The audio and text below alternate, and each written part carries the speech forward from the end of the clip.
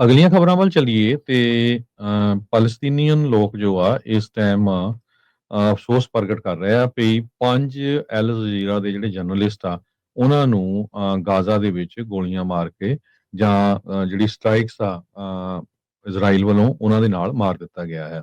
ਉਹਨਾਂ ਜਰਨਲਿਸਟਾਂ ਚੋਂ ਇੱਕ ਅਨਾਸ ਐਲ ਸ਼ਰੀਫ ਨਾਮ ਦਾ ਜਰਨਲਿਸਟ ਸੀ, ਬਹੁਤ ਹੀ ਪਪੂਲਰ ਸੀਗਾ, ਬੜਾ ਜੰਗ 28 ਸਾਲਾਂ ਦਾ ਤੇ ਕਾਫੀ ਲੰਮੇ ਸਮੇਂ ਤੋਂ ਗਰਾਊਂਡ ਤੋਂ ਜਿਹੜੀ ਆ ਉਹ ਲਾਈਵ ਕਵਰੇਜ ਦੇ ਰਿਹਾ ਸੀਗਾ।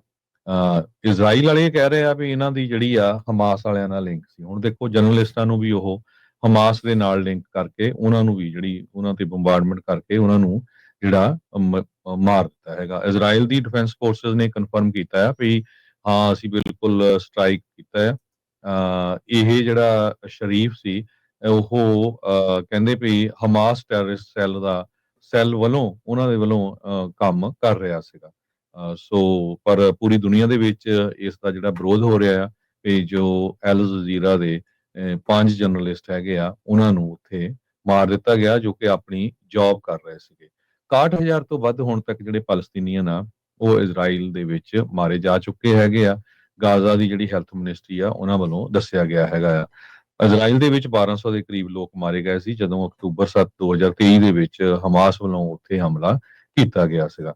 ਸੋ ਫਾਰ ਤੁਸੀਂ ਦੇਖੋ ਜਿਹੜੇ ਜਰਨਲਿਸਟ ਆ ਉਹਨਾਂ ਦੀ ਲਾਈਫ ਕਿੰਨੀ ਰਿਸਕੀ ਆ। 178 ਪੈਲਸਤੀਨੀਅਨ ਮੂਲ ਦੇ ਜਿਹੜੇ ਜਰਨਲਿਸਟ ਆ ਉਹ ਗਾਜ਼ਾ ਦੇ ਵਿੱਚ ਮਾਰੇ ਜਾ ਚੁੱਕੇ ਆ। 178 ਤੇ ਉਹਨਾਂ ਜਰਨਲਿਸਟਾਂ ਦੀ ਵੀ ਬਹਾਦਰੀ ਦੇਖੋ ਕਿ ਜਿਹੜੀ ਇਦਾਂ ਦੀ ਜਿੱਥੇ ਅੱਗ ਵਰਦੀ ਆ, ਜਿੱਥੇ ਬੰਬਾਰਡਮੈਂਟ ਹੁੰਦੀ ਆ, ਗੋਲੀਆਂ ਚੱਲਦੀਆਂ ਆ, ਫਿਰ ਵੀ ਉੱਥੇ ਜਾ ਕੇ ਉਹ ਜਿਹੜਾ ਰਿਪੋਰਟ ਕਰ ਰਹੇ।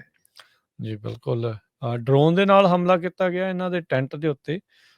ਗਾਜ਼ਾ ਸਿਟੀ ਦਾ ਬਾਹਰ ਜਿਹੜਾ ਮੇਨ ਗੇਟ ਆ ਉੱਥੇ ਅਲ ਜਿਹੜਾ ਸ਼ਿਫਾ ਹਸਪਤਾਲ ਆ ਉਹਦੇ ਬਾਹਰ ਇਹਨਾਂ ਦਾ ਇਹ ਟੈਂਟ ਸੀਗਾ ਜਿੱਥੇ ਇਹ ਪੱਤਰਕਾਰ ਜਰਨਲਿਸਟ ਰੁਕੇ ਹੋਏ ਸੀ। ਤੇ ਇਜ਼ਰਾਈਲ ਨੇ ਮਿੱਥ ਕੇ ਇਹਨਾਂ ਦੇ ਉੱਤੇ, ਇਹ ਨਹੀਂ ਵੀ ਗਲਤੀ ਦੇ ਨਾਲ ਜਿਹੜਾ ਉਹ ਮਰ ਗਏ, ਮਿੱਥ ਕੇ ਜਿਹੜਾ ਇਹਨਾਂ ਨੂੰ ਮਾਰਿਆ ਗਿਆ।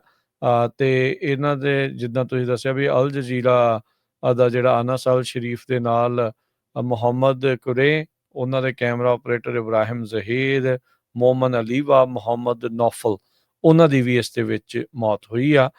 ਇੱਕ ਹੋਰ 6ਵਾਂ ਜਰਨਲਿਸਟ ਮੁਹੰਮਦ ਅਲ ਕਲਦੀ, ਇਹ ਫ੍ਰੀਲਾਂਸ ਰਿਪੋਰਟਰ ਜਿਹੜਾ ਉਹ ਸੀਗਾ, ਇਹ ਏਅਰ ਅਟੈਕ ਦੇ ਵਿੱਚ ਜਿਹੜਾ ਉਹ ਮਾਰਿਆ ਗਿਆ ਸੀ। ਰਿਪੋਰਟਰ ਵਿਦਾਊਟ ਬਾਰਡਰਸ ਨੇ ਕਿਹਾ ਵੀ 3 ਹੋਰ ਜਰਨਲਿਸਟ ਇਸੇ ਹੀ ਹਮਲੇ ਦੇ ਵਿੱਚ ਫੱਟੜ ਵੀ ਜਿਹੜੇ ਉਹ ਹੋਏ ਆ।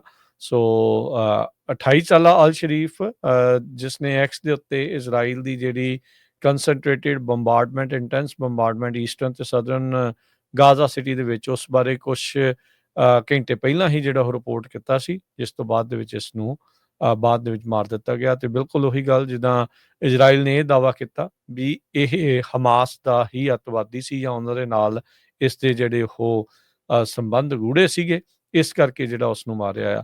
ਦੁਨੀਆ ਭਰ ਦੇ ਵਿੱਚੋਂ ਨਖੇਦੀ ਜਿਹੜੀ ਉਹ ਹੋ ਰਹੀ ਆ। ਨਖੇਦੀ ਤੋਂ ਇਲਾਵਾ ਦੁਨੀਆ ਜਿਹੜੀ ਹੋਰ ਕੁਛ ਕਰ ਜਿਹੜੀ ਮੈਂ ਦੇਖ ਰਿਹਾ ਵੀ ਸਕਦੀ ਨਹੀਂ ਆ। ਜੋ ਹਮਾਸ ਨੇ ਇਜ਼ਰਾਈਲੀਆਂ ਦੇ ਨਾਲ ਕੀਤਾ ਉਹਨੂੰ ਵੀ ਕੋਈ ਚੰਗਾ ਨਹੀਂ ਜਿਹੜਾ ਉਹ ਆਖਦਾ, ਪਰ ਉਸ ਤੋਂ ਬਾਅਦ ਦੇ ਵਿੱਚ ਹੁਣ ਜੋ ਇਹ ਹੋ ਗਿਆ ਵੀ ਇਹ ਤਾਂ ਅਤਿਆਚਾਰ ਤੋਂ ਵੀ ਗਾਂਹ ਦਾ ਕੰਮ ਜਿਹੜਾ ਉਹ ਇਸ ਟਾਈਮ ਬਣ ਚੁੱਕਾ ਆ।